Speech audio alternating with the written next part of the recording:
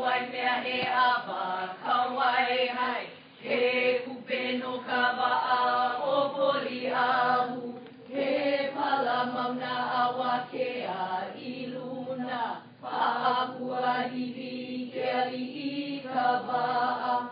Oholia I ka hana na kue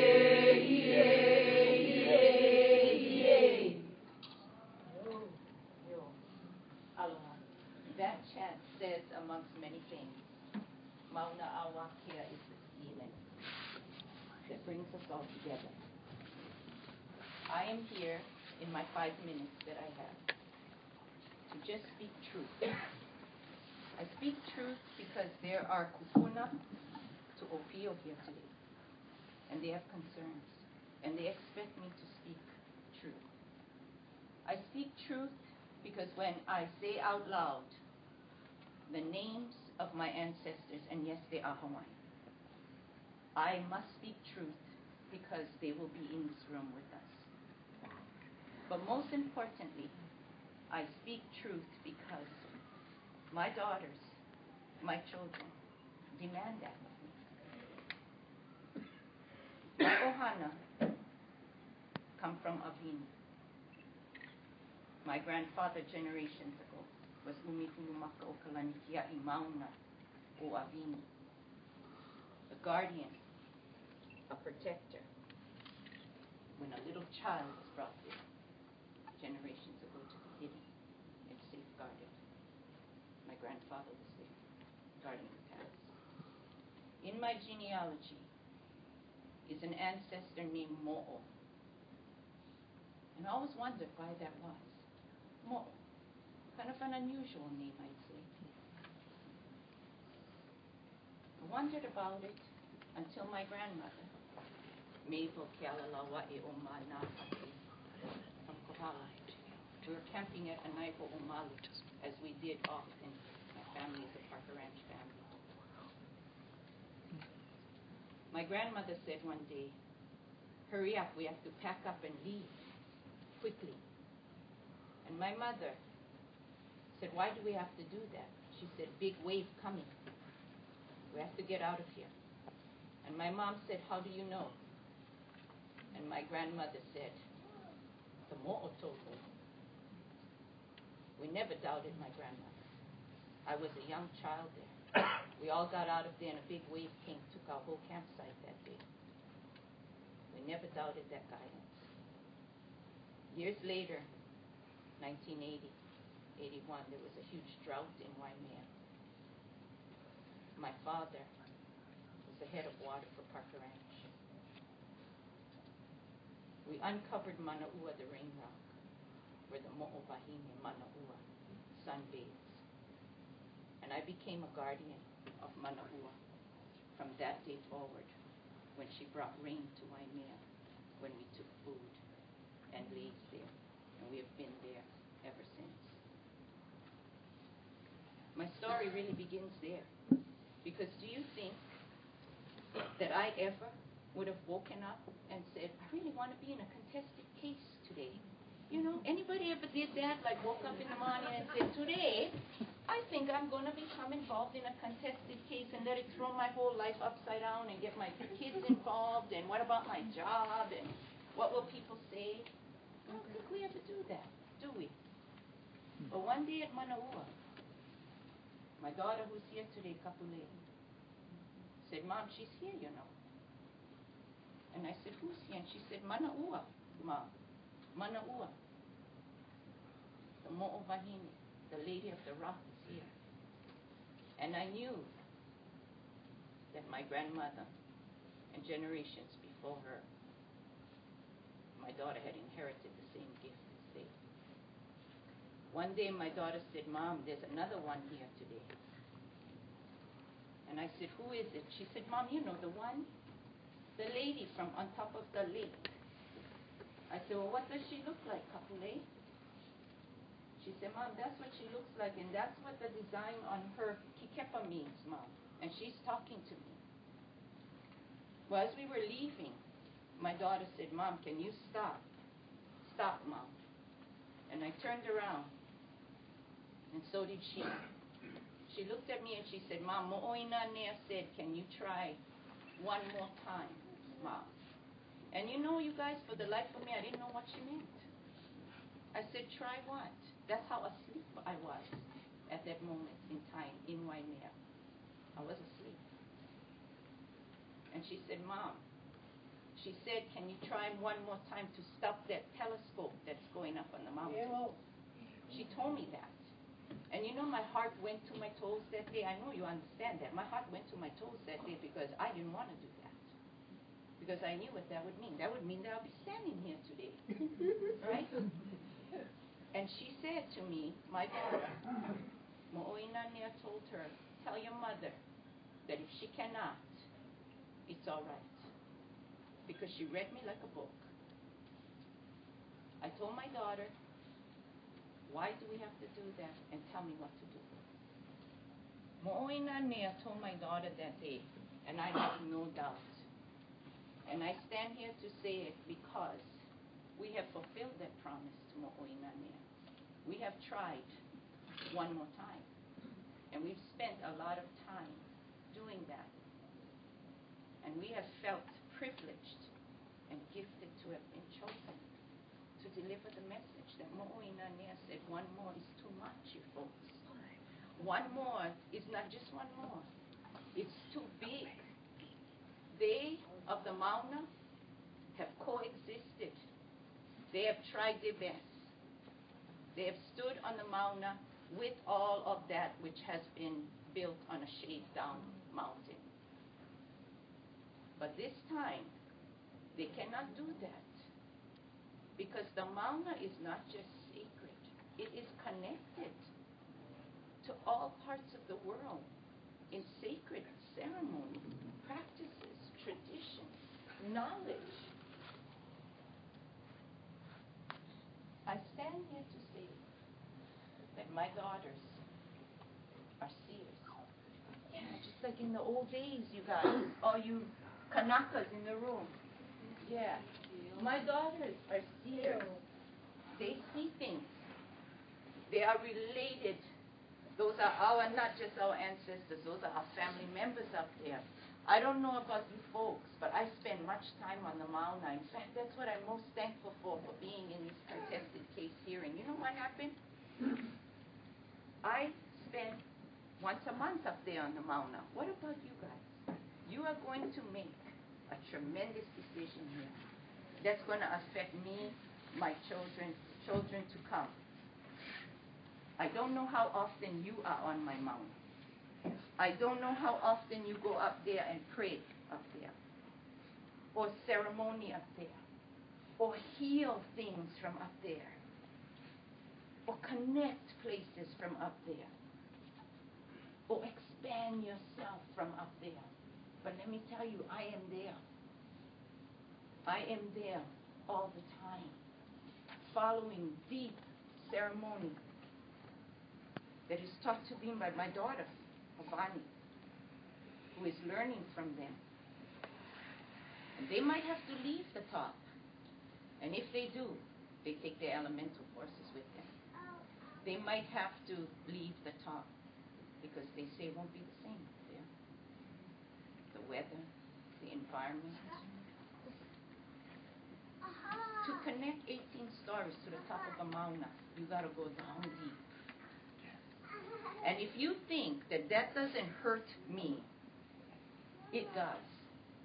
It hurts me to the heart and the core. Now, I know my time is up, and when we leave here, we take the chance that we will be ridiculed here today, because we are saying that we not only are relatives, but we have a message from those that are still here, even though you can't see them. But we take that chance, my daughters and I. We were asked once on the Mauna just to ask one simple question. I'm going to end with this. The kupuna on the mountain asked us to ask one question. Who here or outside of here is going to take responsibility if you approve this? Who of you will take responsibility for what's coming? Who of you when our grandchildren look up there and their heart is sore and they say, Ma, how did you ever let that get built up there? I got to look at that every day, just like these kids in here. Their school is right next to the Mauna. They're going to be looking up at that every day. Me and Waimea for eternity. And I have to say no to that. No. Don't do that. Not for jobs. Not for money. Not even for education, because I tell you, the education that I get from my children, never could find that in other. So I'm ending. But I'm just asking the question, who is going to be responsible for that up there? Because they have asked us, is it the university? Is it you? Is it China, Japan, India, whomever? Somebody's responsible.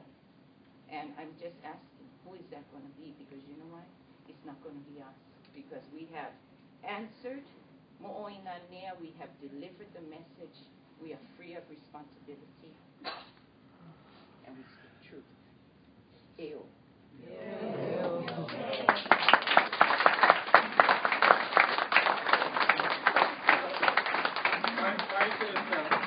The legal counsel talked about searching for life out there. There's life still on the Mauna. Actually, Paul, if you can hit your microphone button so the hallway can hear you. Thanks. So the legal counsel mentioned about searching for life out there. There's life still on the Mauna. We've experienced it in many ways. Our children, and not just our children, others have seen that life on the Mauna. So before I continue, I just want to lay to rest that we're Kanaka Maoli. In other terms, we also refer to as Native Hawaiians. And if you guys need a DNA blood sample, we can give it to you afterwards. But we are Kanaka, so beyond that, there's no other ways to prove it. So we'll move on beyond that. So, and the legal counsel wants to say that actually on February 25th, 2011, you guys approved the permit. And CDUP HA 3568. Now they're saying that it wasn't approved. But that's not what the record says. But what I'm going to just say today, and I can't go over everything in the time we have, and I don't expect you folks to go through hundreds of pages of findings of fact. But I went through that, like, how do you tell what is true or not? The information is woven, and it's misinterpreted, and it's manipulated. So as a board member, I used to sit on a board. For 7 years, I sat on Kauai's Historic Preservation Commission. For 10 years, I was on OHA's Native Hawaiian Historic Preservation Council. 5 years, I was Hawaii County's Public Access, Open Space, and Natural Resources Commission. I know what it is to sit on a board there. I know what it is to go through all these documents. I'm not sure that you were able to get through all the documents, because as petitioners, it was hundreds of pages we had to go through. And even after we went through it, how do you know what is right or wrong? It's very difficult when you read whether the applicant or petitioner. What is the truth? So I'm not going to go through everything. I'm just going to go to certain parts to show that as a result of our involvement in this, that there's significant information that was provided in the CDUA that was false, incomplete, and inaccurate, and which would warrant the BNR to revoke this permit. Now, when the permit was issued in February 25th, 2011, there were conditions applied to it. And one of the conditions is condition number 16. Issuing this permit, the department and board have relied on the information and data that the applicant has provided in connection with this permit application. If subsequent to this issuance of this permit, such information and data prove to be false, incomplete, or inaccurate, this permit may be modified, suspended, or revoked in whole or in part, and or the department may, in addition, institute appropriate legal proceedings. And I'm going to show you why that should occur, or why that the information is inaccurate. And so the handout I gave you is relevant. I'm just going to look at the cultural resources. So this is what is in a CUA. This map, this diagram is in a CUA. In this CUA, in this particular figure, it has been falsified information on it, and the information has been omitted from it, and the information has been manipulated to downplay the impact of the natural resources. So if you look at this map, this diagram, figure 4.1, and you actually look at the other figure, this is from the archaeologist's report. This is what should have been in the CDUA. look at it. Look at all the sites there, all the numbers. I mean, my middle school 7th grade daughter, I just showed her these two figures. I said, what's the difference between the two? Well, there's a lot missing from this. A 7th grader could tell me that. I didn't even ask, I just asked, tell me the difference between the two. This is what should have been in the CDA. So what they did instead, they telescope into this, so you only could see what the applicant wanted to see. In addition to that, how they falsify the information, if you see it onto the right-hand side of the figure, there's these triangles. These triangles represent historic sites. Someone deleted all the numbers off these sites. If you look at there's these numbers. There's no reasons why the numbers should have been deleted. The only reason why someone would delete the numbers is so that it would downplay or to seem like there were historic and cultural sites in the area. But somebody had to go through it. It's not like it was accident. They shipped the paper and the numbers fell off because the other numbers are there. Somebody deliberately removed that. And the legal counsel is going to say there's no evidence. The evidence is in the record itself. The evidence is in the archaeology reports. It's been manipulated. Now, to expand beyond, if you read through the CDA, they left out certain information. So the CDA only talks about 4 sites. They left out descriptions about 221, 447. They left out any description about 61, 69, even though it's on the map. What they also left out in this whole report, or the CDA I should say, it's all in the archaeologist report. What they also left out was significant information as such. So when you look through the page 41 in the CDA, they even omitted information what's even on the diagram with the numbers. I've sat in the commissions before. I've reviewed reports. I actually wrote reports. I know when someone is trying to manipulate the information so that you only see a certain aspect of it. But in reality, the Mauna Kea Science Reserve is part of the Mauna Kea region.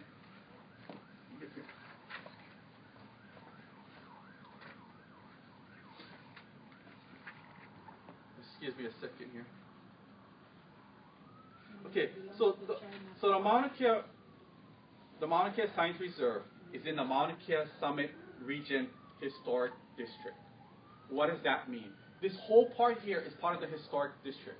As part of the historic district, historic preservation rules said that you have to look at everything collectively. You cannot look at just individual sites next to the project.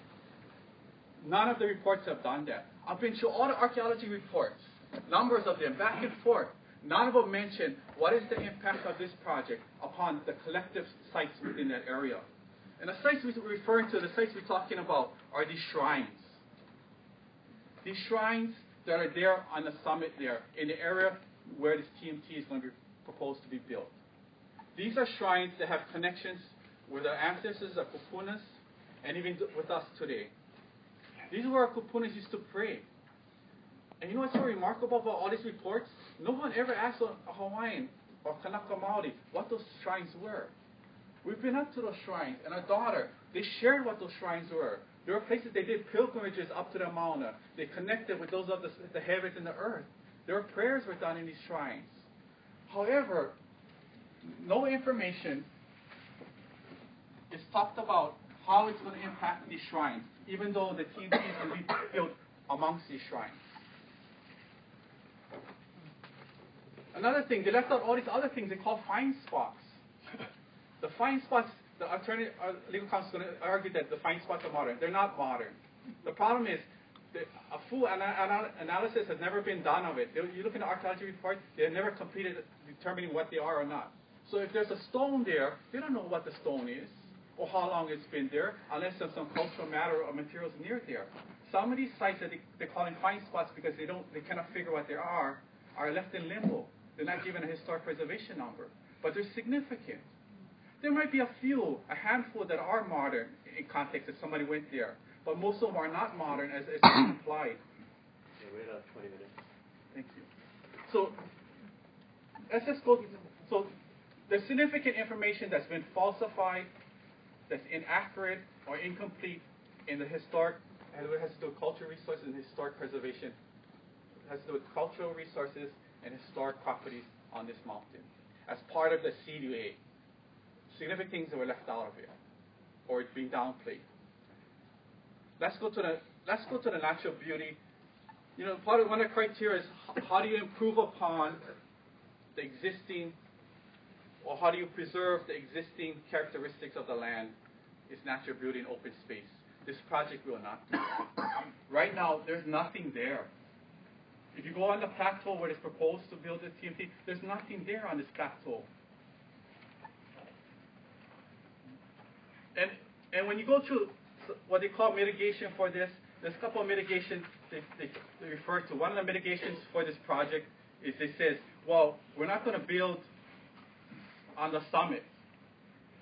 That's inaccurate because there's no space on the summit to build anything more. So how can there be a mitigative measure to bring? If you cannot build on the summit because there's no room in the space, look in the master plan, the Mauna Kea master plan.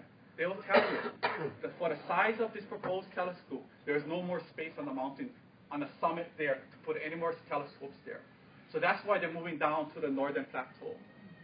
They've occupied the top. They can't put any more up there. And neither is any of those up there wishing to give up their real estate. Nobody's saying, okay, I'll give up my space for the 30 meter. Nobody is. So that cannot be a mitigation for this. Another mitigation that they talk about in this CUA, which is inaccurate, is that they say the coating of the dome with a reflective aluminum-like coating is going to reflect the sky and earth. That is so inaccurate. Like who ever checked? Does anybody DNR? Anybody ever checked that? I know those who've been on the mountain can tell you that's not so, because the dome shape of the proposed telescope does not reflect the sky, and it does not reflect the ground. It's a science thing. What it does is reflects light back into your eyes. And so when you look in the CDA, they're making comparisons. They're trying to compare the TMT observatory's aluminum-like finish to the Subaru's observatory. The Subaru is this type. The Subaru is a cylinder-shaped observatory. What they should have been comparing is with the Gemini observatory, which is a dome shape. It's a difference, because when you look at the Subaru, it doesn't reflect the light back into you, and it does reflect the sky, but it's a cylinder shape. The TMT is a dome shape. It reflects light right back into your eyes. And so that aluminum-like covering is not going to reflect the sky and the ground as it's been implied inaccurately in the TMT. It says this in the Mauna Kea and master plan. It says that, quote the master plan, as much as possible, surface should not be reflective. Reflective materials are to be avoided. That's from the master plan 2000. And yet they're saying now, no, it is good. You know, so it has changed. One report to the next has changed, but whoever looked in the back of the master plan to verify whether the information is correct or not. Okay, height of the building. Let's just give you a reference. Since you guys have meetings at Kalani building, the height of the state capitol, when you walk out on Hunchbowl Street and you look at the state capitol at your next meeting, the state capitol is 100 feet high. The TMT is almost twice as high as that. That's how big it is. That's a reference point. It's almost, here's a TMT. Next to the state capitol, it's almost twice as high. It's close to 190 feet. And it's 200-something feet wide. Don't tell me that's not significant. Every time you go out to your meeting, you step outside and take a break and look at the state capitol, say that's not significant. For those here and say that's not significant, when you leave this room, walk out to the parking lot, look at the state building. The state building, you put 4.5 height of the state building. That's how high the TMT. Walk outside. Put 4.5 buildings of the state building right outside here. That's how high the TMT observatory is. And the width of it is the same width as the state building. So in fact, it's wider than the state building. That's how significant it is. It is so significant, we can't even say how it is. We have 5 minutes. Okay. So where are we at? This is from their own documents. Here is the observatories now. Here they want to put the TMT. There's nothing there now. Nothing. Is this the board at this point in time will be the ones to say yes to this?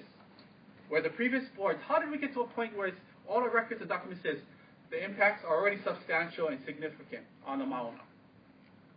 It's already stated there. So is this the board in time?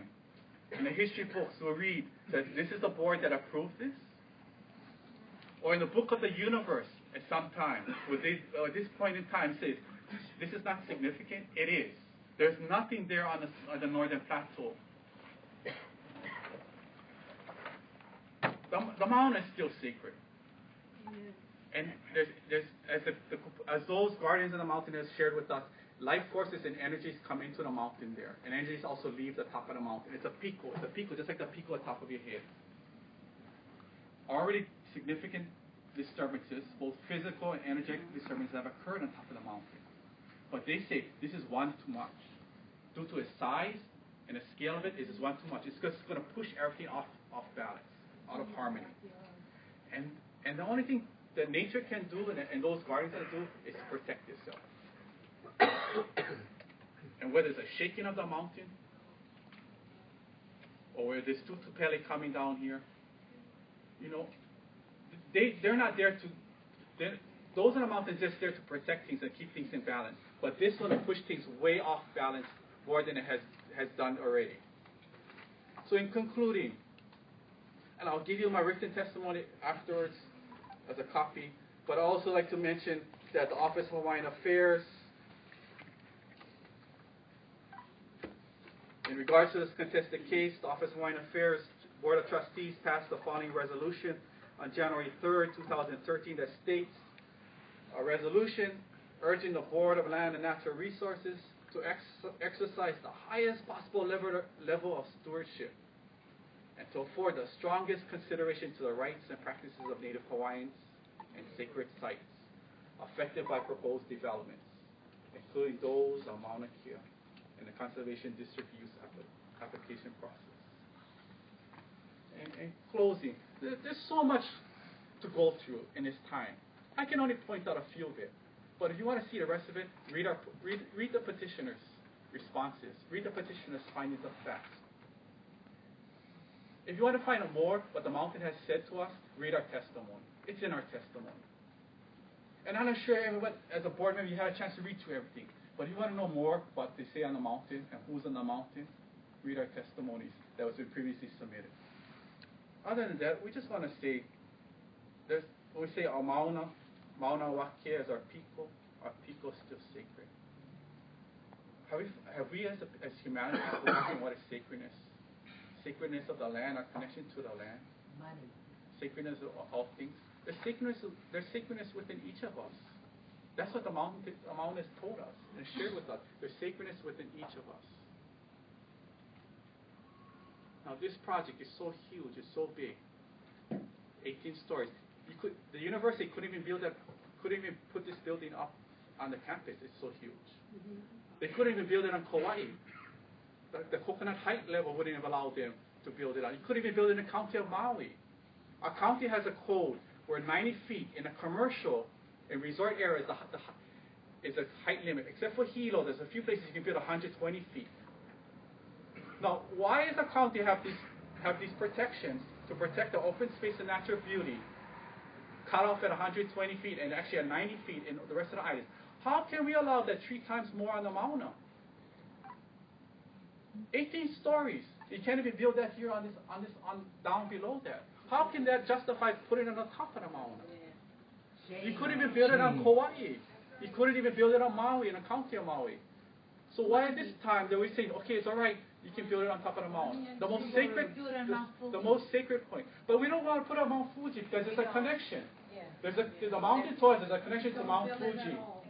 And those whose ancestors who came here from Japan, if you were to take this project to Japan, they'll be deeply offended. Yes, they would. And those who are from California were to take this project and say to build it on Mount Shasta, the people there, the native people, and all the people will be deeply offended to bring up such a project. But why are we disappointed? I'm just asking you to summarize. Thank you. So at this point in time, we just want to say, that no, I just want to conclude by saying everything we touch is sacred. We're all sacredness within us, and that's the mountain of shade. And no matter if you're for the project or not for the project, we're all connected in many ways. And we just want to say aloha to all of those, no matter what position you take. And at this time, we'll just conclude by saying that we would like to have those things submitted today, whether it's oral arguments or anything else, to be included as part of the contested case hearing process as part of our exceptions. And we'll open it up if there's any questions from the board. Thank you. Thank you, Kalani.